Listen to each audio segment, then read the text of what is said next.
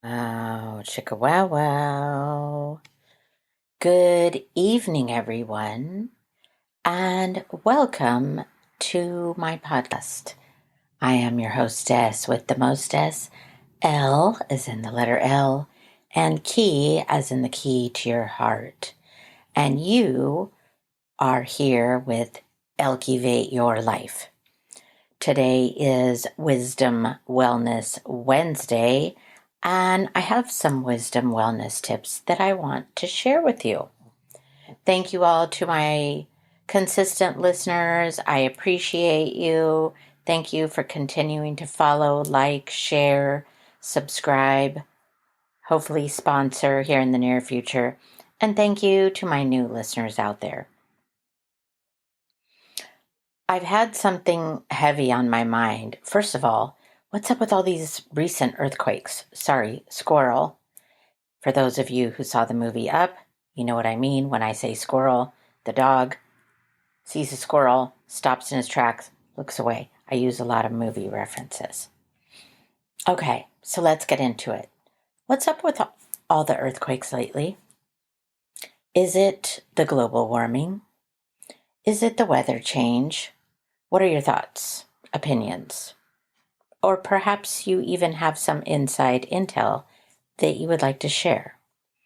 I just can't help but notice that every day somebody is reporting it on Nextdoor or telling me about it or posting it on social media. And I have to tell you, so I'm super sensitive to light and sound. I'm what you would call an empath. So I hear and feel everything. And I just made an observation the other day, which is I used to feel the earthquakes literally before they come. I was the girl that felt the little jolt before the actual earthquake. And in recent years, I haven't been feeling them. I haven't been noticing them. People are asking me, hey, did you feel it? It was in Dublin Center, Mount Pleasanton, whatever. I'm like, no, I was doing my podcast, recording my podcast, doing my chores, whatever. Nothing. Haven't noticed. Kind of crazy. Hopefully, wherever you are, you haven't experienced any doozies of an earthquake and they haven't impacted you, your home, your belongings, your things. It's interesting because at the time that all this happened, my husband was like, hey, we don't have an earthquake plan in place. We need to have one. And I'm like, yeah, I guess we do, because they're becoming more and more frequent. And you're right, we don't have a plan in place, and we should have one. We should all have an emergency plan in place just in case you know what happens. Doo-doo happens. I just try to be mindful of using swear words because I never know who's listening. I have some of my students. A lot of you know that I'm a special ed aide, and some of my students might be listening. Not to say that they don't swear. I just try to lead by example. Okay, so moving on. What I want to talk to you about. So the last episode was talking about women and how we had to be mindful of our choices and not wait too long for the perfect man to come along, because there's no such thing as a perfect man. I'm just summarizing, ladies and gents. And it kind of got me thinking about some things. So for you regular listeners that have been listening to me for the last 12 weeks, and forgive me, men, because some of the men are like, we are so tired of hearing about you and your chronic condition and how you haven't found a cure, yada, yada. Well, sorry, but I am the host, aka hostess with the mostess, so I feel it's important for me to share my journey with you so that you know where I'm at. Well, I'm not proud to say that I have been brainstorming on this because the doctors can't give me answers. It's been 12 weeks. Jeff, Travis, I'm keeping it short and sweet, so just bear with me. And so it has left me to basically fend for myself. Like, I'm reading, I'm researching, I'm trying to figure out the answers to the mystery rash, ulcers, numbing, burning of the mouth, tongue, can't eat the foods I want, can't enjoy the beverages I want. Basically, I just woke up one day and had to find out you can't have coffee, you can't have alcohol, you can't have sweet, you can't have spicy, you can't have your favorite citrus foods, you can't have your favorite spicy foods, you can't have bread, crackers, chips, and a lot of your food is going to taste like metal. So, good luck with that. Yeah. So, it got me thinking in doing my research, which is where we're going to tie in the Wisdom Wellness Wednesday, in that, okay, so I take a lot of not just vitamins and minerals, but I was definitely dabbling in the whole what can I do to get this weight off thing, even though I eat fairly well and I exercise. And I'm going to say fairly because there are the Marissa Volks of the world that works at my school, 49er cheerleader, tip-top shape, runs on her breaks, does PE all day long. I mean, the girl is like the size of my pinky and we're the same height. Granted, she's probably 20 years younger, but it doesn't matter. Doesn't matter. Anyway, so for a while there, I was dabbling in the whole, what can I do to get this weight off? Because as some of you may have experienced throughout your years of relationships, and this happens to women and men, is that we get in a relationship, we get comfortable, next thing you know, we're watching Netflix and eating bottomless popcorn, and oh, now I had salty, now I need the sweet. You know where I'm going with this, right? Let's face it, we get complacent, and then we start deciding to maybe eat more and exercise less, especially during the cold fall, winter months. I know for me, I am not a gym person. I would much rather exercise outside.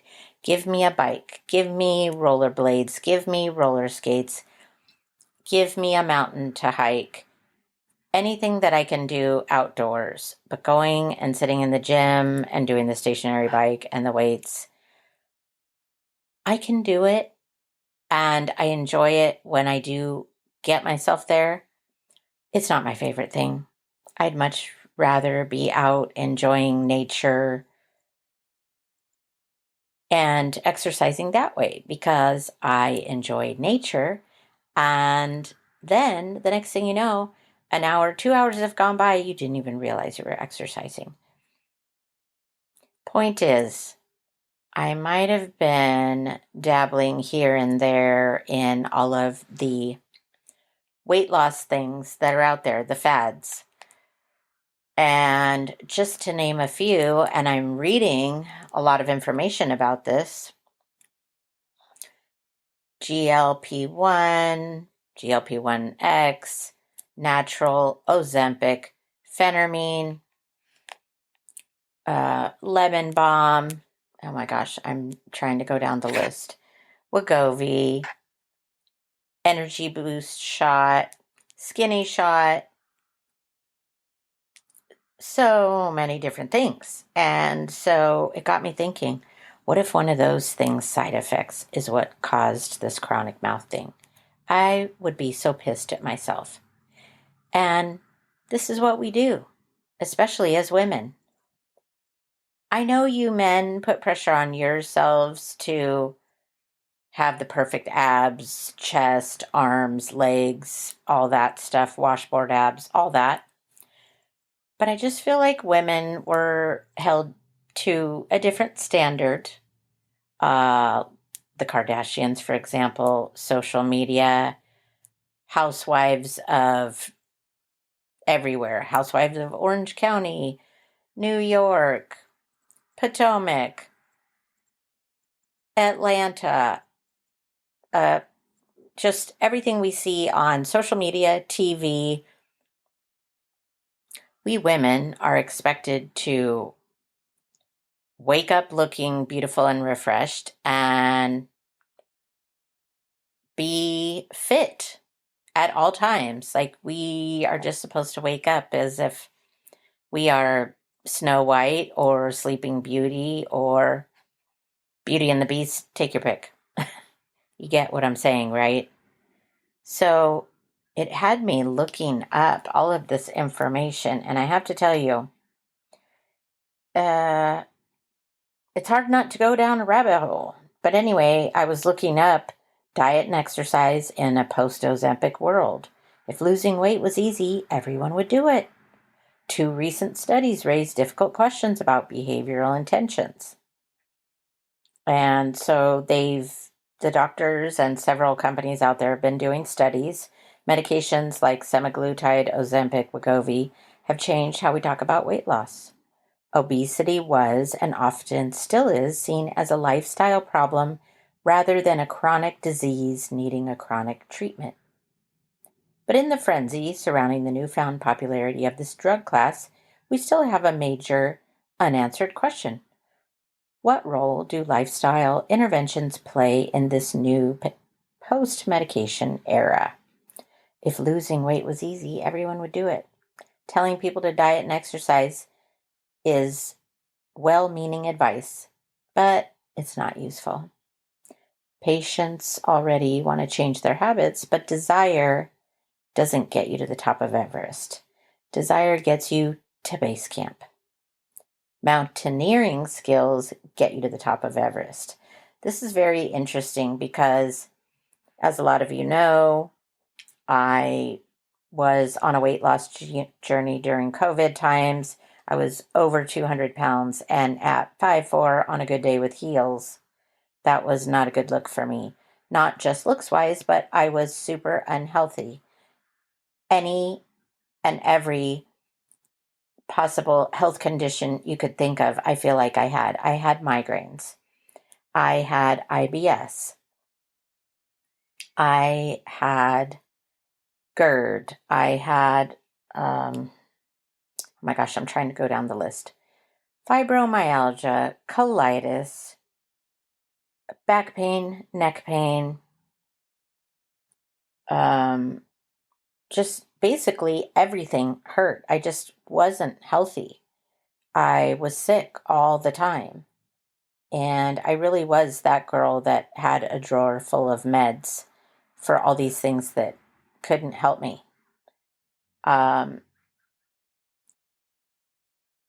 So it just got me thinking and wanting to read about what we women and or men go through to try and look our best. So what I was reading is finding behavioral interventions that work poses several problems. Most fad diets work at first, but clinically meaningful interventions have to have sustained benefits. It's not enough to lose the weight, you also have to keep it off. Also, any program or intervention has to be applicable and scalable to the population as a whole. It would be easy to eat healthy if you had a private chef, but private chefs are not a practical way to deal with the rising rates of obesity. And then I was reading about there's these 2 recent studies that were published in the Journal of the American Medical Association. They tested 2 different behavioral interventions to help with the weight loss. In the first study, researchers used a wireless feedback system made up of a Wi-Fi activity tracker and an electronic scale that fed information back into the smartphone app that provided daily feedback on weight loss goals. Half of the study participants also received phone-based coaching on a weekly basis. Anyone not achieving a half a pound of weight loss per week received additional behavioral interventions in the form of a text message reminder or a meal replacement. At 6 months, the group who received the wireless feedback system lost around 6 pounds. Those who had the extra coaching lost an additional 4.5 pounds. The second study tested a program where participants got daily text messages to help them maintain their weight loss goals.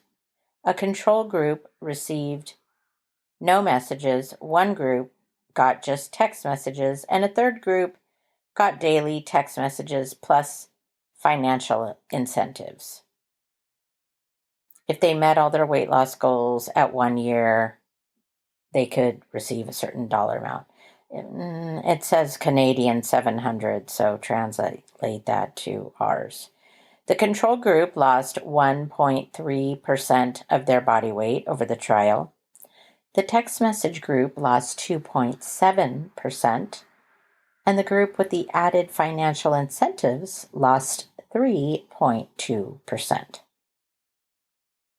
These two studies taken together raise a difficult question. What role do behavioral interventions like these have in this post-Ozempic era? The interventions did work, but their benefits were modest. While most people think diet and exercise are free, designing programs like these to help a wide swath of the population are difficult and resource intensive to scale up. Medically speaking, you generally want to see at least 5% weight loss for any weight loss intervention, and maintaining at least 10% over the long term is probably necessary to have meaningful clinical benefits. Remember, the point of all this is not the aesthetics, but disease prevention. This is so interesting because, again, just going by, I had so many clients that would come to me and go, okay, I need to get this weight off. I have a bad knee. I can't climb my stairs when I get home, and I can't carry my groceries, yada, yada. And I was like, okay, no problem. I understand. This is the plan. And they would go, but can I still have my wine? Can I still have my In-N-Out burger?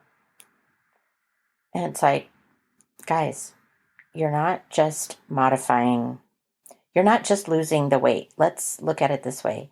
It is not just a diet, because let's face it, what word is in there? Die.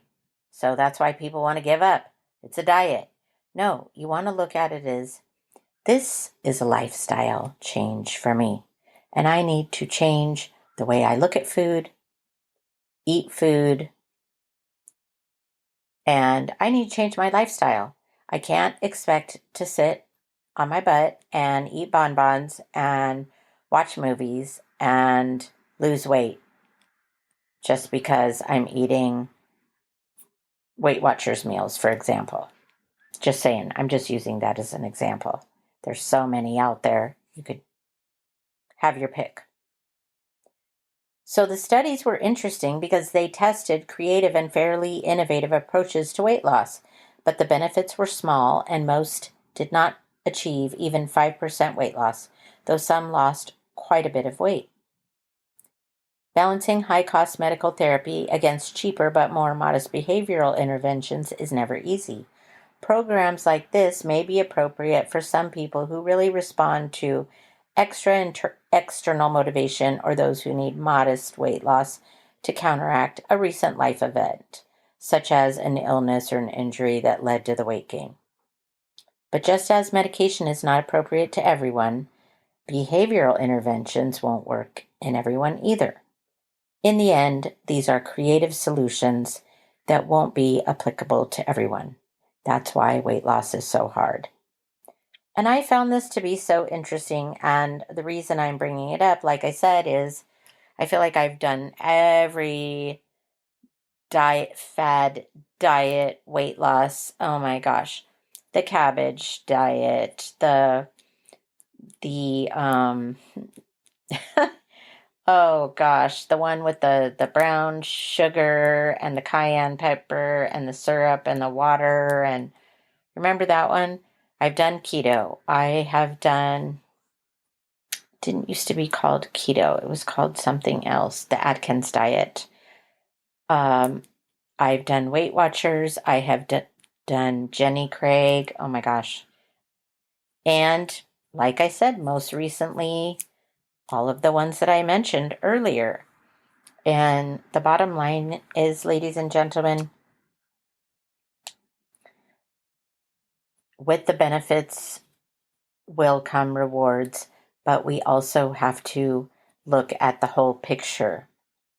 So I was reading about Ozempic and all the other ones. Ozempic, primarily used to treat type 2 diabetes, is gaining attention for potential weight loss benefits, but it's not a weight loss drug and should be used under medical supervision, not as a quick fix for diet fads.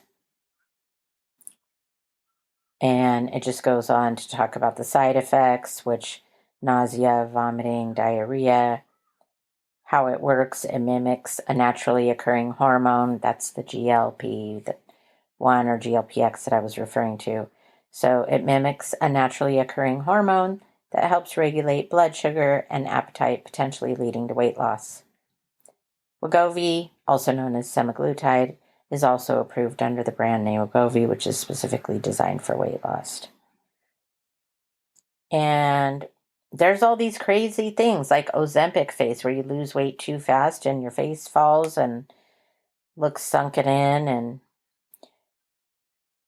basically, the reason I wanted to bring this up, ladies and gents, is I have just gone through a slew of things within,